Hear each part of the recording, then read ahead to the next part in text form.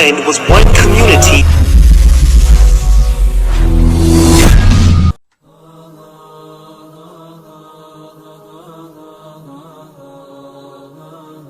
عذاب خداوندی کے طریقے کے اوپر ہے. ہمیں اس عذاب خداوندی اور اللہ کے غصے سے نجات پانے کے لیے ہم مذہبی اعتبار سے یہ بات کہتے ہیں کہ صدقہ سب سے بڑی چیز ہے جو اللہ کے غصے کو ٹھنڈا کرنے والی ہے. ہمارے آقا حضرت محمد صلی اللہ علیہ وسلم نے فرمایا ہے کہ صدقہ کرنا یہ اللہ کے غصے کی آگ کو ٹھنڈا کر دیتا ہے.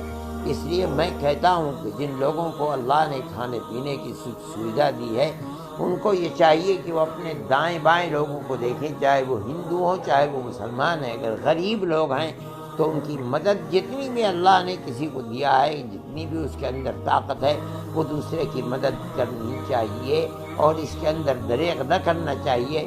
مجھے توقع ہے کہ ہمارے اس عمل سے اللہ تعالیٰ کا غصہ جو ہمارے گناہوں کی بنیاد کے اوپر آیا ہے، اللہ کا غصہ ٹھنڈا ہوگا اور دنیا کو اس سے راحت مل سکے گی.